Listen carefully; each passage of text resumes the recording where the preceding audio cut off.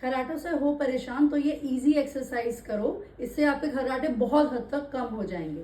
पहली एक्सरसाइज में टंग की टिप को ऊपर वाले पैलेट से छूना है और उसको पीछे स्लाइड करना है, इस तरीके से। दूसरी एक्सरसाइज में चीक्स में हवा भर लो और उसको 10 सेकंड तक होल्ड करो। तीसरी एक्सरसाइज के अंदर अपनी टंग को बिल्कुल सीधा ऊपर छूने की कोशिश करो। चौथी एक्सरसाइज के अंदर इस तरीके से बोलो। 2 बोनस टिप्स, सीधा सोना बंद करो, करवट लेके सो, और ये वाली एक्सरसाइजेस सोने से पहले बिल्कुल मत करो।